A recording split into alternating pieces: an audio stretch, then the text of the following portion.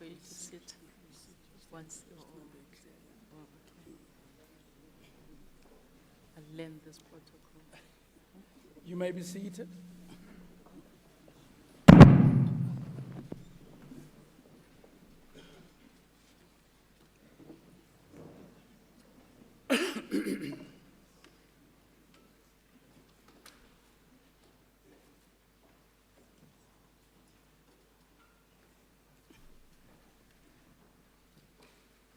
I rise this afternoon for the very last time to welcome all of you.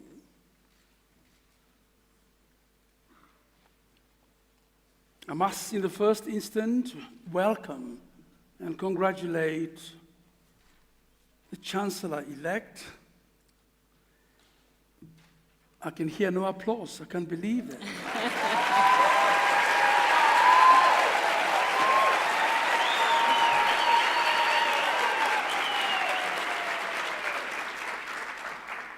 Thank you. After 12 years of continuous service as Chancellor of this university, I'm deeply proud to welcome my dear sister to come on and pass on the baton. And my task is therefore to welcome her first, so too Sizwe Ngasana, and the rest of the family who are here present. Siyabonga. And indeed, all of you who have found time and space to be here with us today, these things are important, and they build institutions, and we need healthy institutions with tradition to carry us over millennia. So I really would like to thank all of you. And it's now my privilege to call upon the Chair of Council to address all of you. But before I do so, Honorable Minister, thank you for being here and for honoring us the way you've done.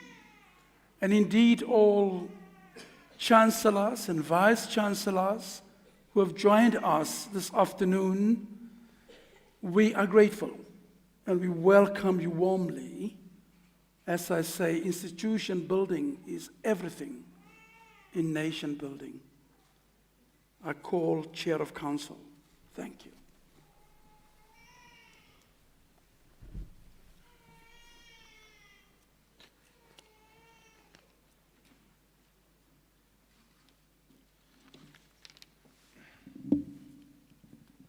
Thank you, Chancellor. I will indeed miss you on this podium. We have seen some momentous and some memorable events taking place under your leadership in this hall, and my sincere thanks personally from myself, and perhaps also from the university, for what you've done, for what you've represented, and what you've done in the transformation project of it. We will miss you, but be sure that you will continue to serve our country in the sterling manner in which you serve. But salute you, sir. Thank you.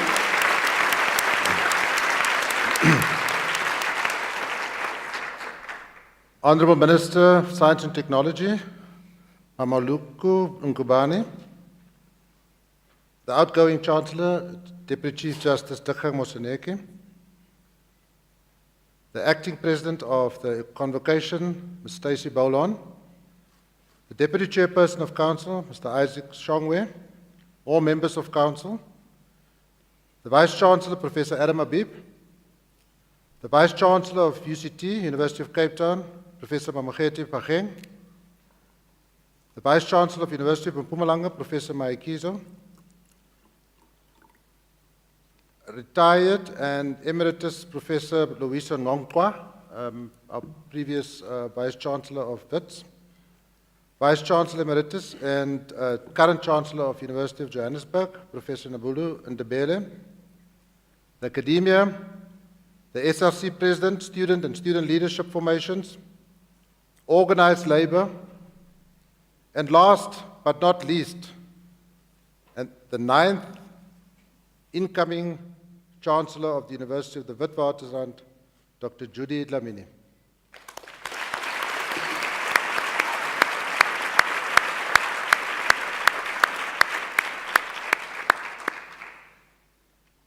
It is not an insignificant fact for WITS that this is the first female and black Chancellor of the University of the Witwatersrand, and we are really deeply honored to say this.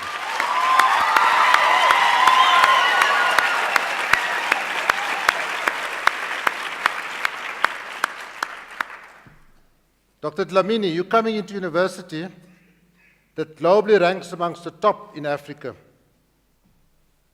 We have a student population of 37,500, and it reflects the diversity and the demographics of our South African society. Our alumni find themselves across the world, and Forbes 500 rank the University of Witwatersrand is contributing the most to the CEOs in the top 500 ranking. We have more than 160 alumni. We consider ourselves to be a globally competitive university, keeping in mind that we need to maintain our national responsiveness. Dr. Dlamini, as the new guardian of the University of Witwatersrand, you will also continue to serve as a guardian of our young democracy and our society. Universities like the media have an important role to play in safeguarding society, in protecting the freedoms articulated in our Constitution, and to hold to those in power to check and to account. Universities play an important role in generating high-level scarce skills and replicating it in multiple measures to advance society and our economy. WITS will be graduating 8,500 students this year, more than any in its history.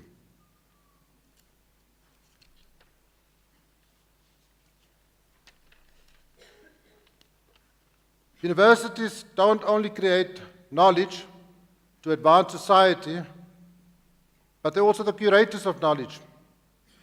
And therefore, our campuses must be filled with people that are attuned and that are willing to find solutions to the problems in our society and in the changing world that we find ourselves in. Dr. Dlamini, you'll be finding some of the smartest young people and researchers on our campus. And this, while saying this, our graduation rates and our throughput rates are on the upward trajectory. World-class cities cannot exist without world-class universities. It is through universities that we develop the new knowledge required to advance society. WITS's research output has increased by over 80% in the last 5 years, and this is a phenomenal achievement. Universities have a key role to play in the future. The fourth industrial revolution is set to dramatically change how humans interact with technology, how we express ourselves, and how we engage this new world. While the potential of transformative technologies such as artificial intelligence, big data, automation, cryptocurrencies, virtual and mixed realities is immense, we face profound, multi-layered, and multifaceted changes that are radically reshaping how we live, work, do business, and how governments engage with its citizens. And these are areas in which our young people are beginning to excel, and if we as older people don't keep up, we might find ourselves pretty soon irrelevant. Important, though, for universities to consider, how will all of these technological changes impact on human rights, on legal matters, on the morality of society, or on the fundamental transformations in human consciousness and identity? What are the possibilities, the fears, the hopes, and the realities for us? And how will these technologies shape our new economic, social, and political orders? These are but a few questions that universities can assist to answer and assist humanity to deal with such matters. Given the current context in South Africa, universities have also an important role to play as beacons of social justice. Universities seek to pursue the truth and to create a better society in which we all can flourish. Universities like WITS have an immense role to play in charting the future of South Africa, and in the words of our former Chancellor, it's up to us to ensure that we protect the institutions that safeguard our societies. In turn, our Chancellor is expected to safeguard our university, this precious institution, the University of the Witwatersrand. And as we are handing over the reins to you, Dr. Judy Dlamini, we are confident that without doubt, as the 9th Chancellor of the University, you will serve this role with immense honor, pride, and distinction. To our outgoing Chancellor, our gratitude for being the exemplar of leadership. We have no doubt that you will continue to promise You will continue to provide us with the moral authority that this country so sorely needs. And then, what remains for me, on behalf of the entire Wits community, a warm welcome to our incoming Chancellor back into the fold of Wits. She is an ex-Witsie after all. Can we welcome her appropriately?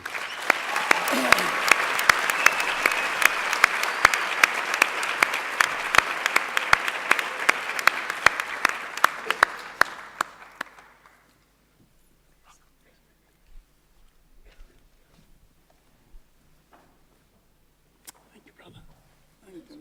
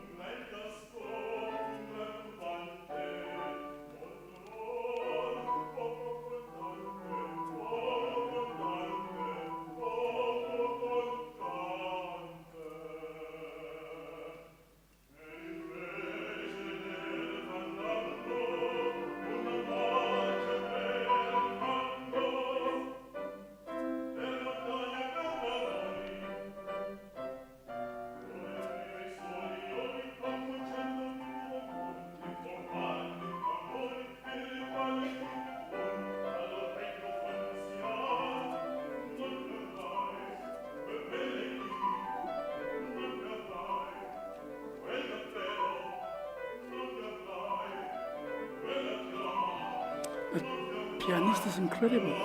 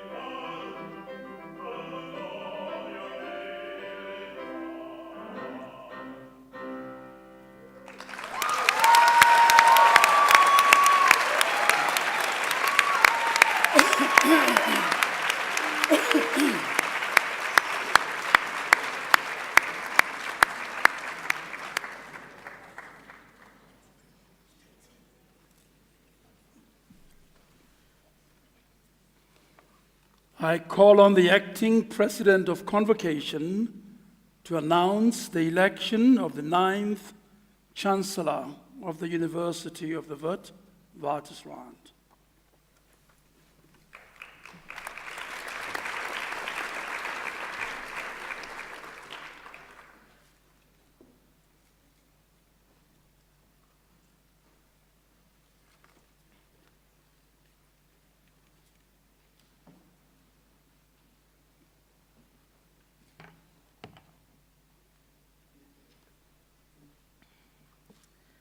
Mr. Chancellor, incoming Chancellor, academic staff, honored guests and leaders, it is certainly an auspicious and grand opportunity to address you here today as we gather together in this great hall of already very accomplished academics and leaders at one of the top universities on the continent.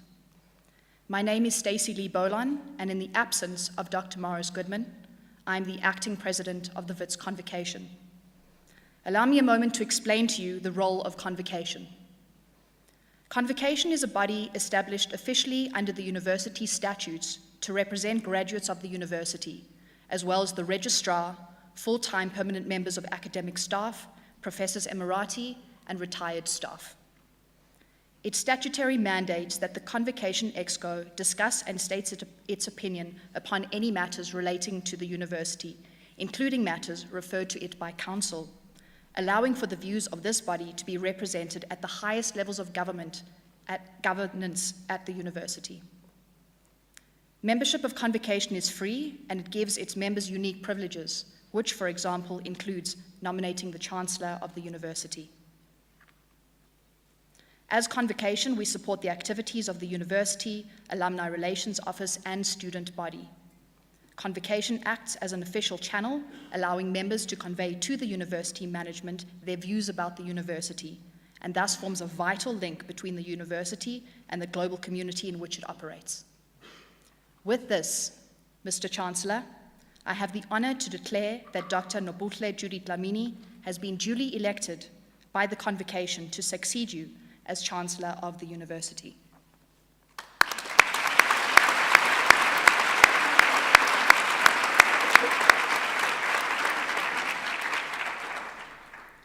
Dr. Nobuhle Judy Dlamini is a medical doctor by training, a business leader, a philanthropist, and an entrepreneur and author.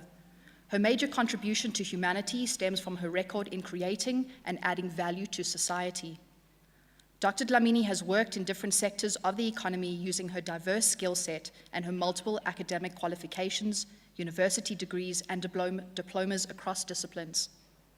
A graduate of 4 universities in South Africa, including the University of the Witwatersrand, Dr. Dlamini is also an alumnus of Stanford University, based in the United States of America. Born on the 6th of July, 1959 in Westville, Natal, to primary school teacher Rita Ngwana Dlamini and entrepreneur Thomas Dumezweni Dlamini, Judy was one of 9 children. Her parents instilled the value of education as a means of escaping poverty, of enhancing social mobility, as well as providing resilience and strength in the face of adversity. Dr. Dlamini started school at the age of 4 at Roy Koppie School, which was demolished when the area was designated as a whites-only area under apartheid laws. She had to move to a Catholic school called Mazenod in Chesterville, where her mother taught, and she then completed her schooling at another Catholic school before reading for a medical degree. In 1985, Dr. Dlamini qualified as a medical doctor and graduated from the University of Natal. She served as a general family practitioner for many years before consulting in occupational health for various companies, including Rainbow Chicken, DivPac, a Nampak subsidiary, and National Ports Operations. She then completed her MBA at Wits University, where she majored in corporate finance. She joined the HSBC Investment Bank in Johannesburg whilst reading for her second doctorate, this time in business leadership at UNISA. Her PhD focused on the intersection of race, gender, and social class in women CEOs' career progression and strategies for gender transformation at the leadership level. One of the academic contributions from her research is the wheel theoretical model. A successful business leader, Dr. Dlamini is the founder and executive chairman of the Mbekani Group, which celebrated 20 years in business in 2016. The group has operations and investments in different sectors, including pharmaceuticals, facilities and property management, tourism, surgical instruments management, and luxury fashion retail. She is also the former chairperson of Aspen Pharmacare Limited and has served on the boards of Anglo American, Discovery Holdings, and Woolworths. The recipient of the African Economy Builder Lifetime Achiever Award for 2016, Dr. Dlamini has several accolades to her name.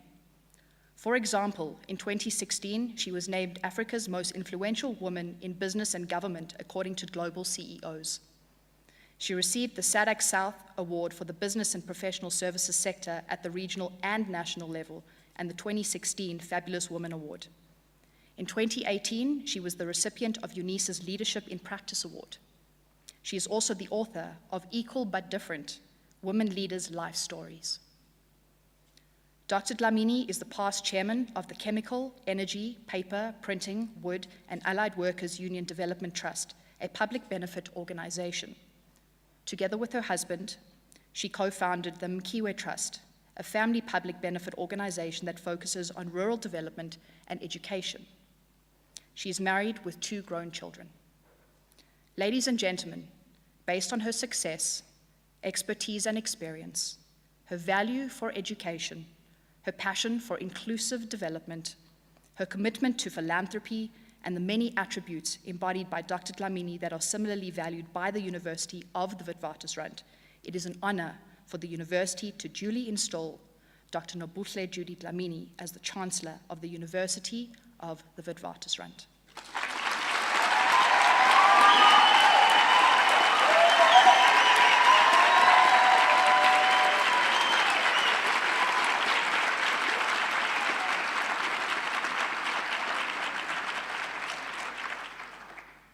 Mr. Chancellor, I have the honor to present to you and to this congregation of this university, Dr. Nobuhle Judy Dlamini, and request that you, Mr. Chancellor, install her in the office of Chancellor.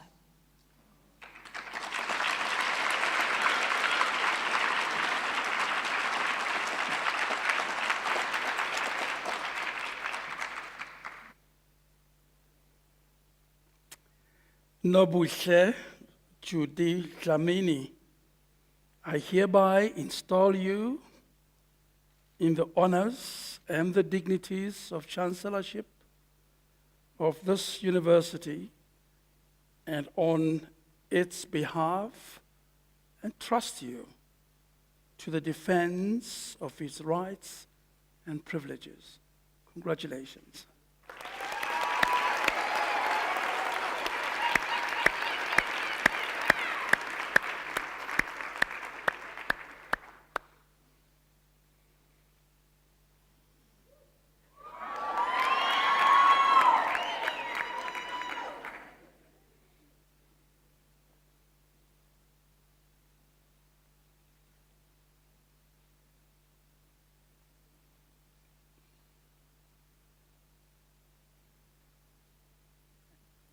I have to come around.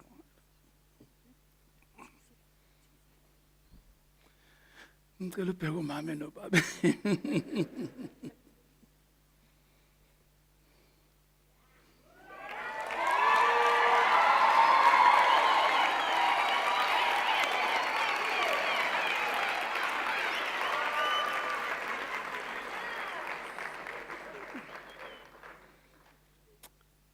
Congratulations, Mama. One more.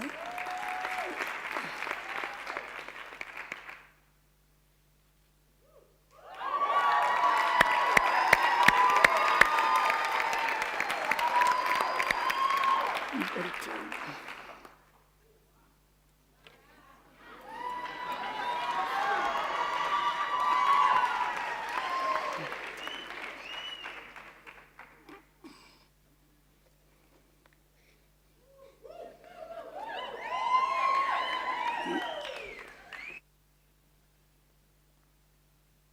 Mr. Vice Chancellor, members of Council, members of the Convocation, distinguished guests, and staff of the university, I, Nobuhle Judy Dlamini, hereby accept the Chancellorship of the University of Witwatersrand, Johannesburg, and undertake to conduct the duties of this office and to defend the rights and privileges of this university to the best of my ability.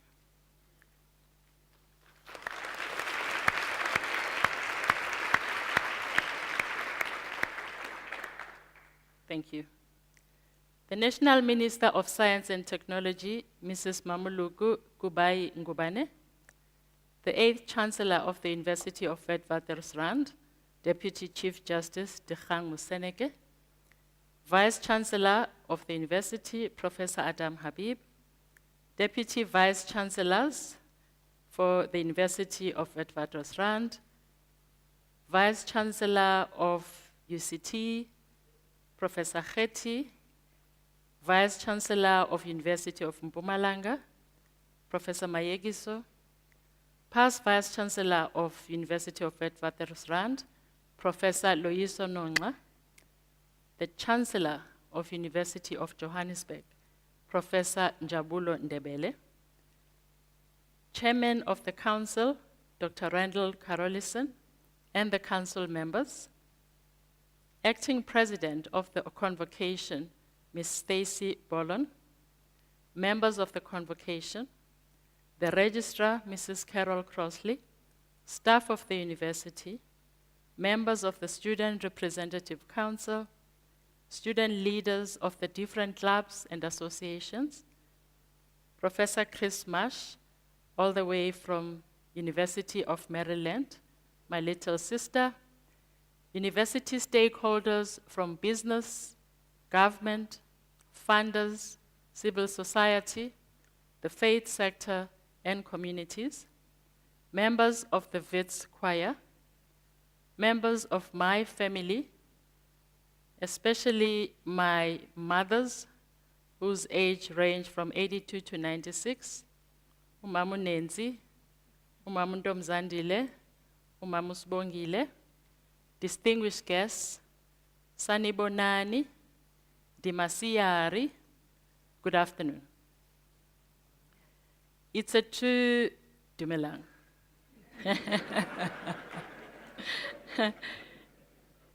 It's a true honor to be installed as the 9th Chancellor of WITS.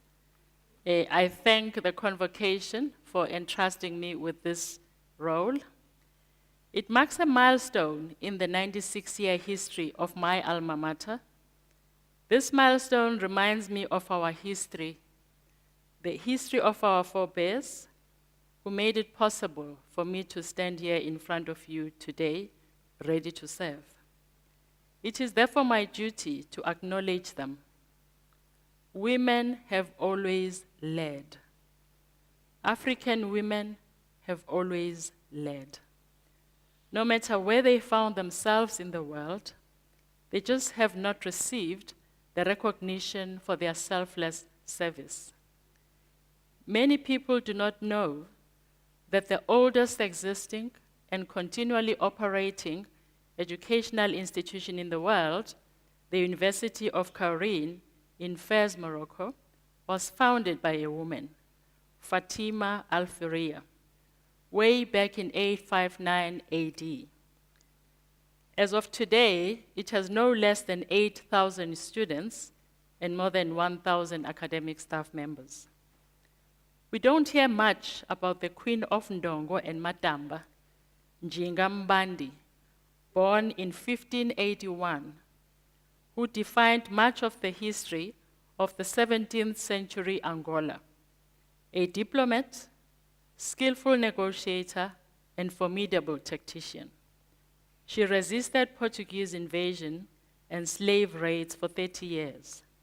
She was a more fit leader than her brother, but women were forbidden from ruling among the Bundu people at the time. In 1626, Nzinga took over as queen after her brother King Ngolambandi died. She led her troops in a 30-year war of resistance. Elizabeth Key Grinstead, born in 1630, the first African descendant in North America, was the first person, male or female, to sue for her freedom and win. Queen Nene of the Jamaicans Maroon, born in 1685, is known not only as a national heroine of Jamaica, but also as a founding father. She's one of the most well-respected historical figures in Jamaica. Her legacy allows her to be credited as a strong, fearless Asante military leader and warrior that united the Maroons across Jamaica, helped Jamaica gain their independence from Great Britain, and played a vital role in the preservation of African culture in Jamaica, and also a symbol of unity and strength. Her portrait graces every Jamaican $500 bill. A lot is known about Fela Kuti, the activist and musician, but not much is shared about his mother, Funmilayo Anikulapo Kuti, who was born in 1900, a teacher, a political campaigner, women's rights activist, and traditional aristocrat in Nigeria. She was a powerful advocate for women's rights to vote. She was described in 1947 by the West African pilot as the Lioness of Lisabi for her leadership of the women of the Igbo people on a campaign against their arbitrary taxation. Kuti organized literacy classes for women in the early 1920s and founded a nursery school in the 1930s. She founded the Abikuta Ladies Club for educated women involved in charitable work in 1942. She also started the Social Welfare for Market Women Club to help educate working class women, which formed the first adult education program for women in Nigeria. Wangari Maathai, born in 1940 in Nyeri, in Kenya, the first woman in East and Central Africa to earn a doctorate degree. Professor Maathai became the first woman to be the chair of the Department of Veterinary Anatomy and an associate professor in 1976 and 1977, respectively. She introduced the idea of community-based tree planting.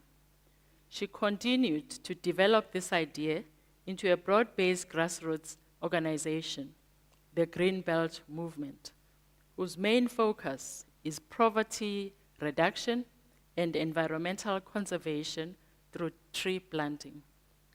She received the Nobel Peace Prize in 2004.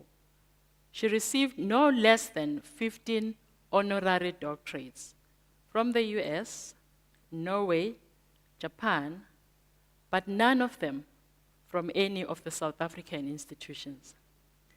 I stand on the shoulders of giants going back centuries. Their history and their lives of significance is what I would like my grandchildren to be taught, alongside the history of our South African matriarchs, Mama Winnie Madikizela Mandela, Albertina Sisulu, Lillian Ngoyi, Mary Malahleha, Nokuthula Dube, to mention just a few. Decolonizing education starts with knowing your history, knowing who you are, and embracing it.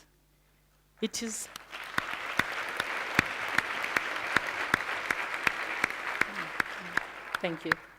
It is supported by doing research that seeks to solve African problems, collaborating with institutions of excellence globally, including African institutions. Carter Godwin Woodson puts it well when he says, I quote, "If a race has no history, it stands in danger of being exterminated." Our great strength lies in our minds, which we should guard against ownership outside of self. We need to infuse our minds with positive thoughts and positive images of self. That will enable us to reflect positive energy and positive solutions for our context and for our country and continent. The manifestation of our brutal history, according to the poet Mafika Gwala, is what makes us angry and exude a negative outlook to life and our country across different social identities. The victims of this negative energy are women and children. We have one of the worst statistics as a country when it comes to the abuse and killing of women in the hands of their loved ones. South Africa has a murder rate of women which is 3 times the global average. That's the extreme end of abuse. Ignoring women's contribution to different spheres of our lives, ignoring their talent, paying them less, and refusing them leadership positions when deserved is a form of abuse which is no less than killing. Eroding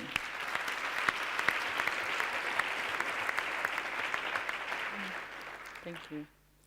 Eroding people's dignity and their self-confidence is tantamount to killing their soul and dignity, which in my view is worse than physical abuse. The equality of human life and dignity should be respected by all by giving opportunities to all, giving support where required, taking into consideration the gaps in opportunity and development as a manifestation of our history in this country. This positive, constructive, and deliberate effort to do what's right for our society to thrive is my interpretation of Tumamina. Tumamina is nothing new. It's an extension of our parents' teachings of Ubuntu, of sharing what you have with those that don't have, of investing in the next person so that his or her future is brighter because you lived and cared enough to do something. The erosion of Ubuntu was a deliberate process, a deliberate effort with uncompromising focus from each one of us is what it will take to reconstruct the ethos of Ubuntu, a positive mindset, a can-do and will-do attitude, African pride and dignity. Each one of us has something to give, your time, your knowledge, words of encouragement, and/or financial resources. The independence attained in 1994 was driven by both men and women, but focused on racial democracy. In spite of the ruling party's efforts to legislate on women empowerment, we are not there yet. Actually, we're quite far from where we want to be. Gender democracy, gender consciousness that validates women in their own eyes and in the eyes of others. Gender consciousness by both men and women is what we need. The consciousness that reminds us that we are equal in spite of being different. Our contribution and talent needs equal recognition free from gender bias. We fought racial supremacy. We need the same energy, if not more, by all genders and all races to fight and defeat gender supremacy. In the words of Maya Angelou, I come as one, but I stand as 10,000.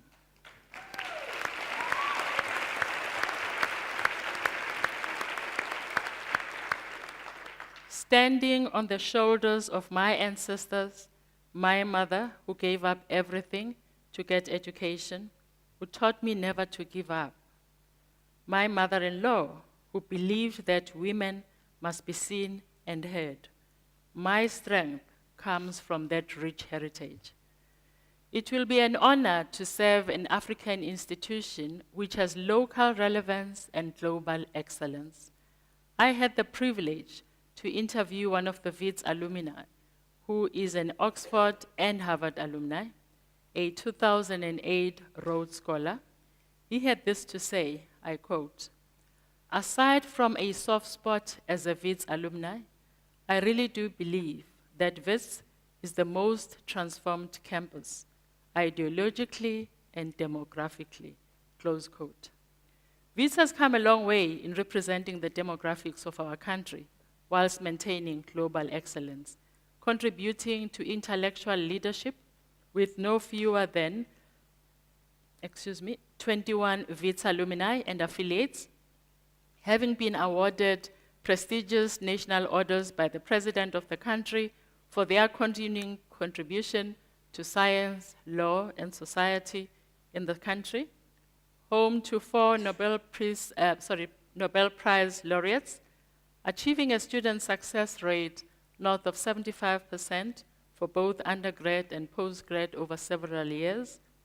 Wits alumni and affiliates have contributed to several tertiary institutions in this country, including the Vice Chancellor of UJ, Professor Chiriti Mahwala, our own UCT Vice Chancellor who's here with us, both Professor Kheti and the previous UCT Vice Chancellor, Max Price. UP is soon to receive our own Deputy Vice Chancellor, Professor Dawana Kupe.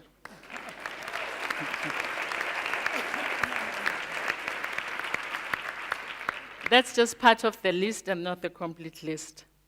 Congratulations, Professor Kupe.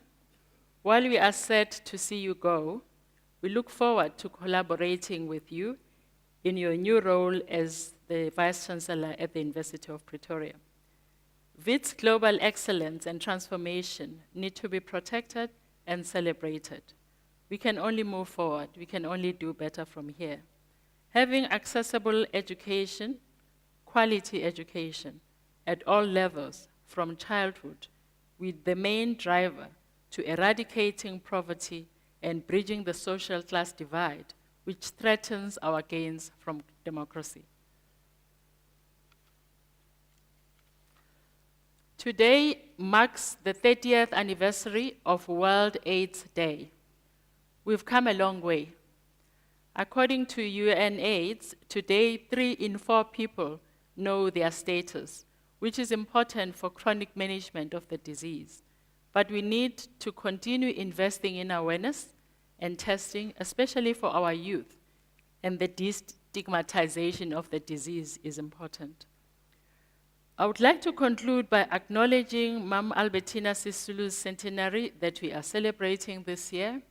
We are grateful for her selfless contribution in this country and leading by example.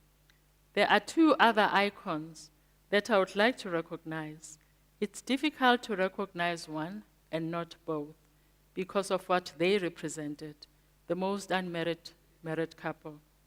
There is no quote, in my view, that better represents Mam Winnie's life than this one. I quote, "There is no longer anything I can fear. There is nothing the government has not done to me. There isn't any pain I haven't known. I'm the product of the masses of my country and the product of my enemy," close quote. Lastly, as we come to the end of Madiba's centenary, it was difficult to choose just one quote, but this one, I believe, is the most relevant in this context. I quote, "As long as poverty, injustice, and gross inequality persist in our world, none of us can truly rest." I thank Deputy Chief Justice Dikgang Moseneke for his leadership. I look forward to serving my alma mater, defending her rights and privileges. I thank you.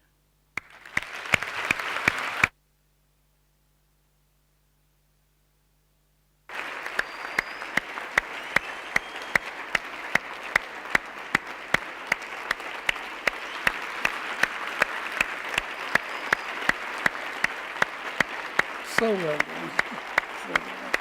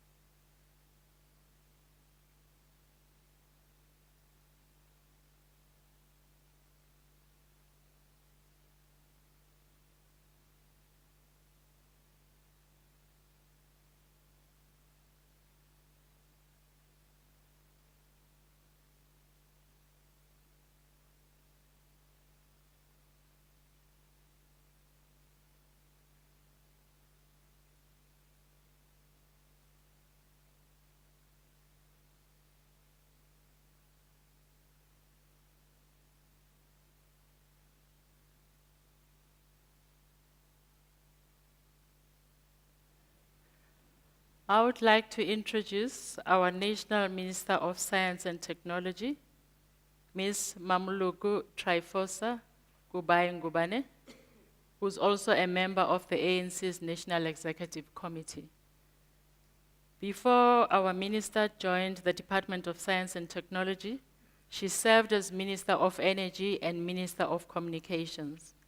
She's a member of Parliament since 2009.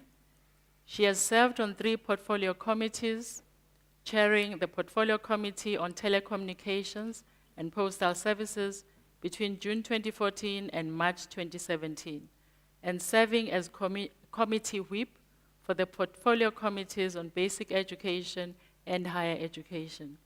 She was parliamentary advisor to the Deputy President of South Africa from June 2013 to May 2014. With a master's degree in Public and Development Management from the Wits School of Governance, the minister started out as a community developer. She moved on to become a leadership consultant at First National Bank, a skills development manager and facilitator at the National Health Laboratory Services, an ANC proportional representative councillor in the City of Johannesburg Metropolitan Council, and the Director of Special Projects in the Deputy President's Office. It is my honor and privilege to call on our National Minister of Science and Technology, Mrs. Mamuluku Gubai Ngubane, to address the congregation.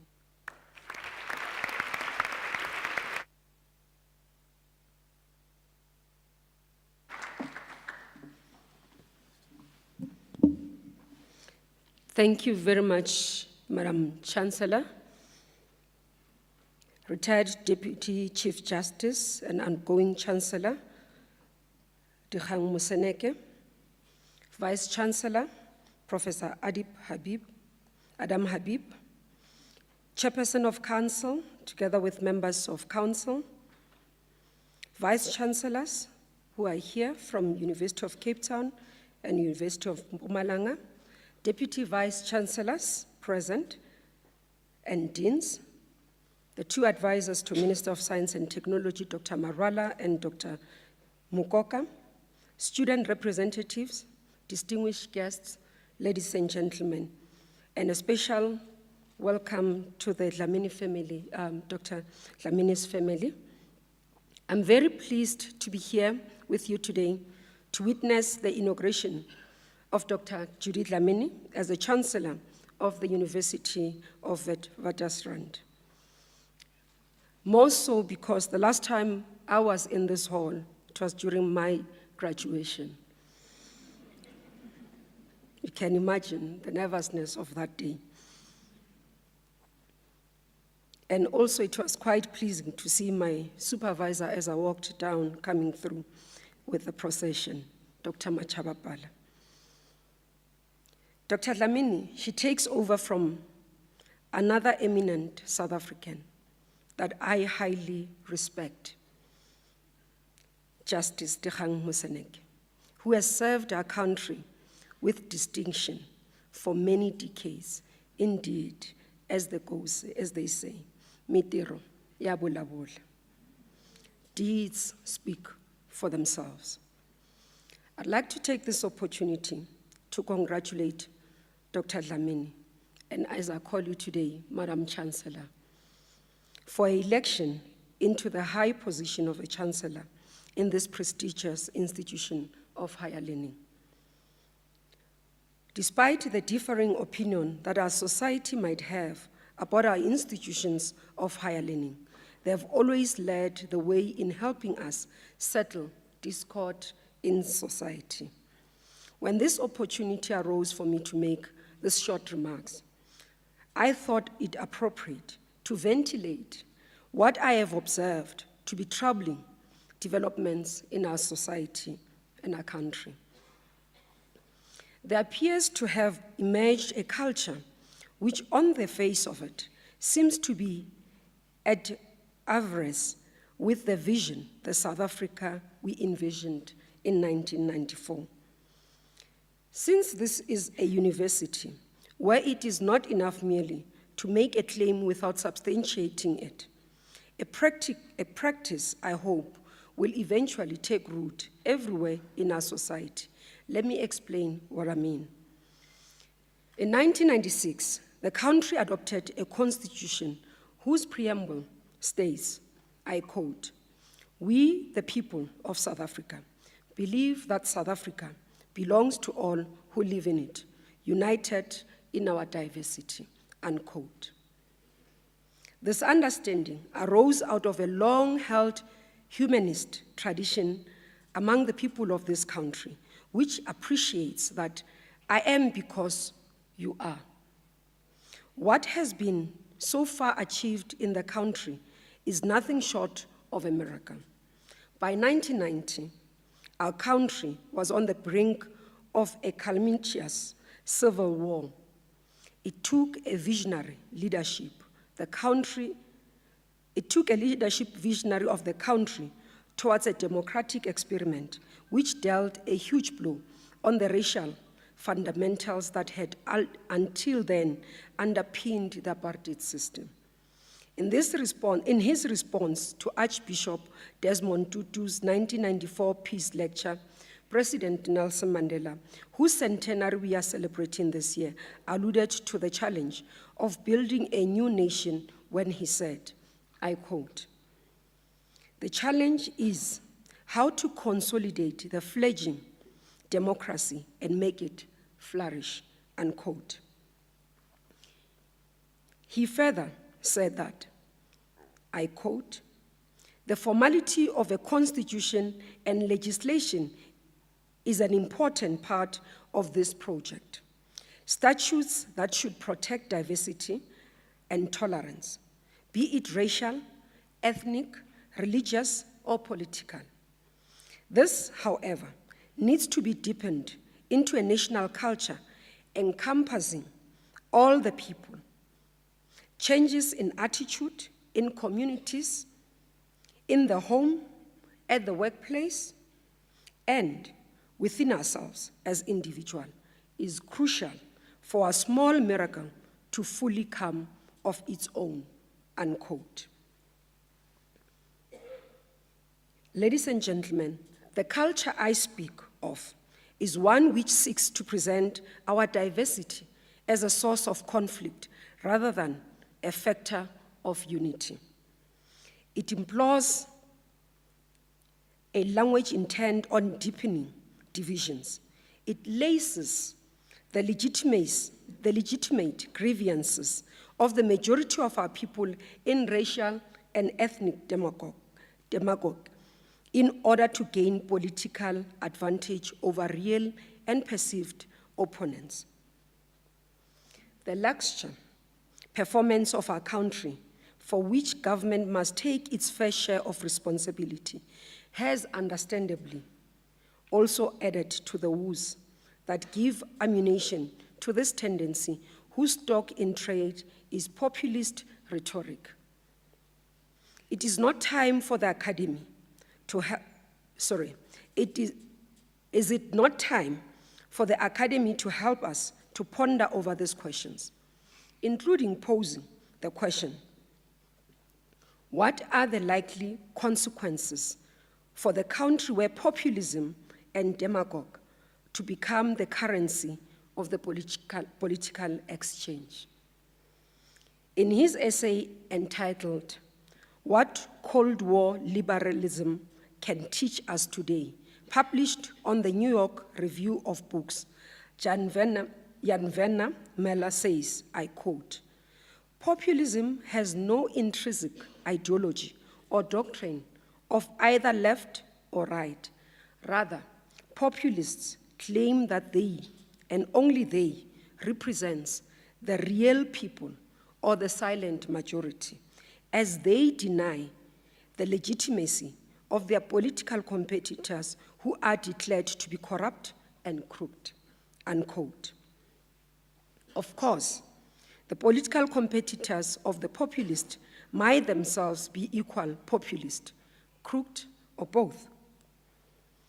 What then does the academy do to eliminate public and political discourse in particular, thus to help society to separate the grain from the chaff. On the international front, a section of our society seems to have embraced what has now become a global phenomenon, i.e., narrow nationalism. Even those who may not take issue with the proposition that our diversity is our strength also seem vacillate between the view and one which crudely asserts that diversity ends at our borders, that South Africa is part of the Southern African region, the wider African continent, and indeed the world is considered an irritating accident of its geography. I'm sure that by now you are aware of the direction to which I'm headed. So more directly, I would like to suggest that besides being part of the continent, changes that takes place around the world suggest that our country should strengthen rather than weaken its relation with the continent and countries of the global south. To shield ourselves from the exacting cost of modern globalization, such relations are a necessity. However, we cannot hope to derive political and economic benefit from these countries without embracing the people who live in these countries. Thus, I'm saying our conception of diversity and tolerance should extend beyond our borders as South Africans. Universities bring together a motley crew of educators, researchers, and students from all corners of the world, and they are able to coexist in the same geographical space without conflict. For this reason, universities can help in the construction of a diverse and tolerant polity.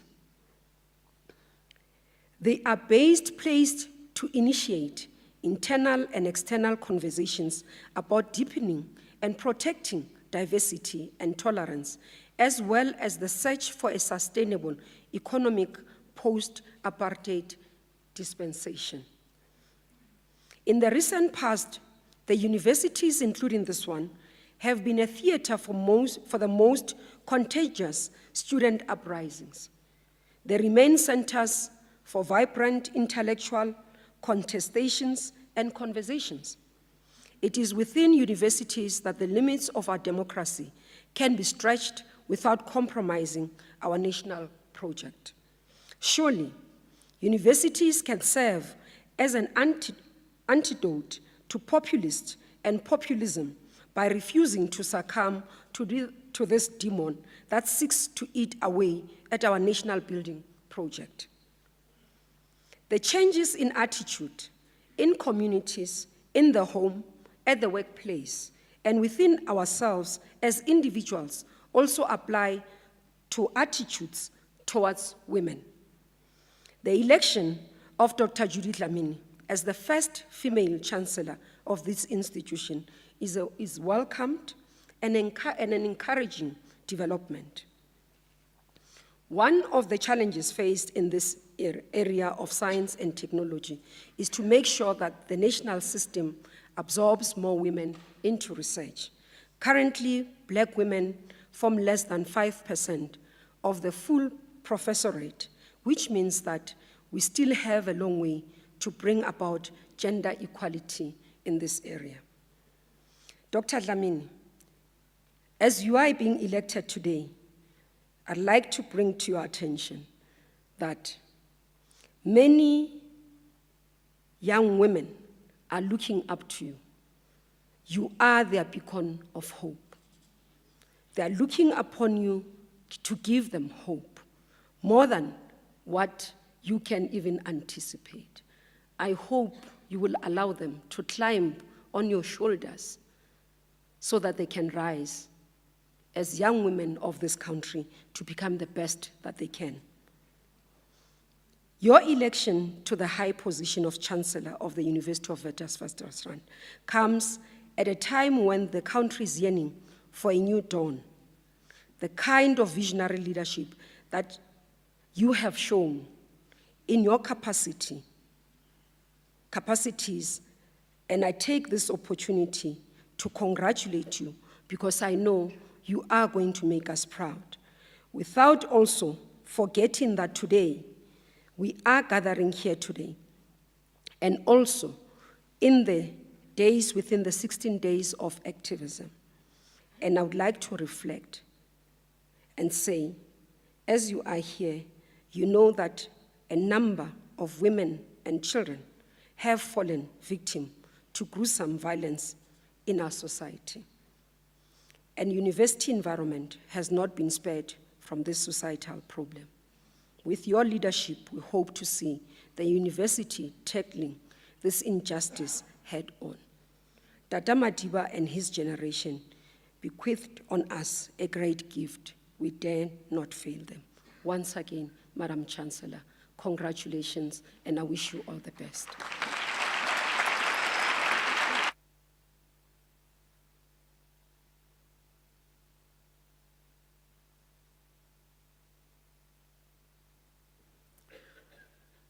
I call on our Vice-Chancellor, Adam Professor Habib, to address the congregation, and I thank our National Minister of Science and Technology for those very wise words. Thank you.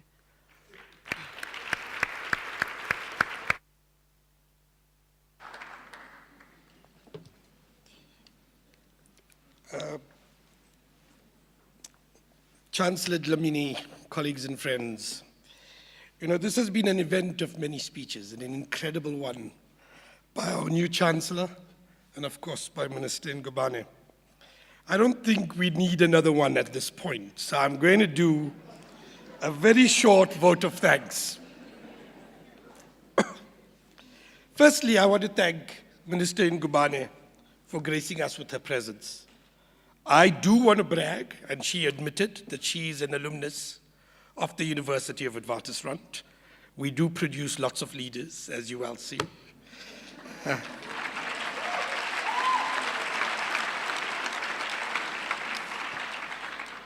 And Stacey, I'm going to mandate you to make sure that you sign her up as an alumnus immediately after this so that she's part of our alumni.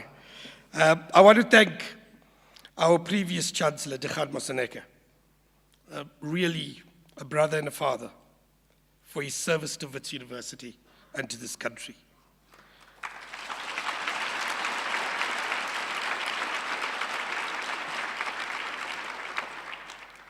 You served us with a true dignity. And I want to personally say that the many words of advice under very difficult circumstances were truly appreciated. I'm sure you will continue to serve this country, but I do want to say that on behalf of the entire community of the University of Witwatersrand, we have your back, previously and forever. Thank you very, very much.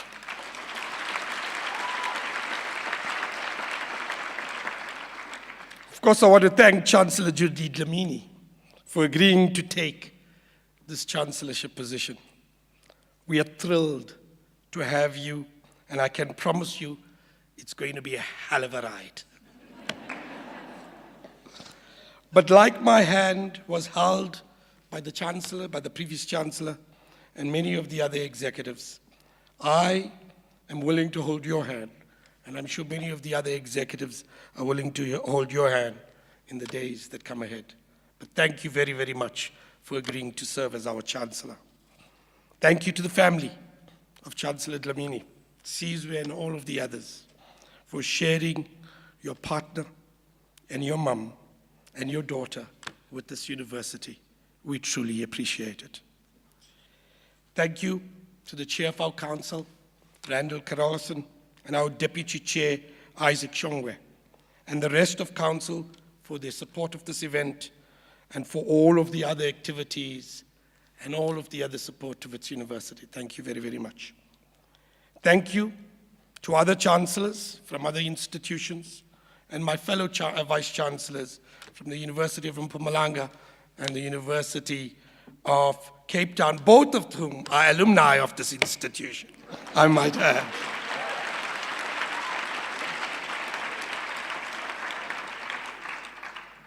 Thank you to the team at Wits who put this together. Reshma, You and your team, you really know how to arrange your party. Thank you very, very much. And finally, a thank you to each one of you for gracing us with your presence on this very, very auspicious occasion. And now, Chancellor, I think we're really ready to party today. Thank you very, very much.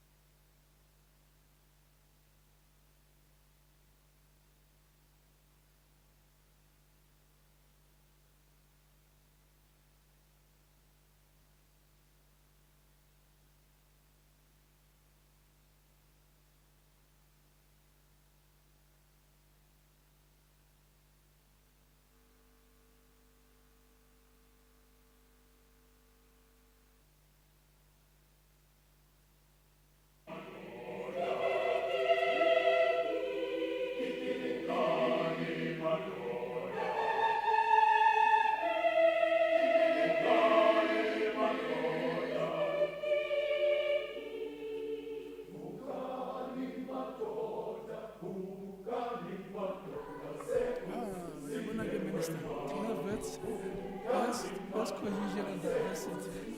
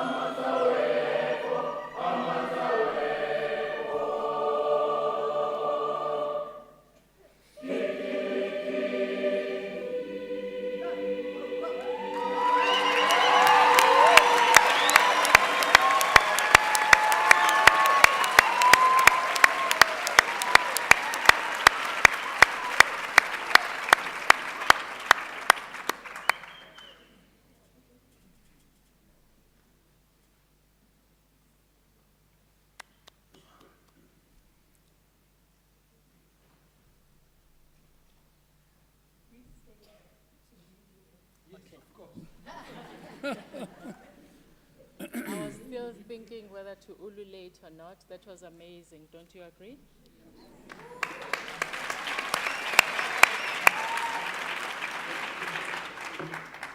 Ladies and gentlemen, this concludes the proceedings for today.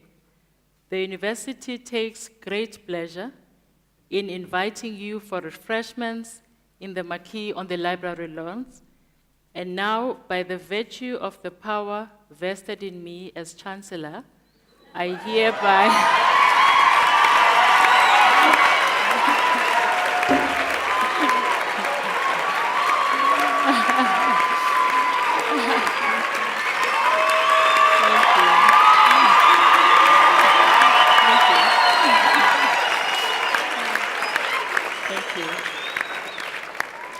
I hereby dissolve this congregation of the University of the Witwatersrand, Johannesburg.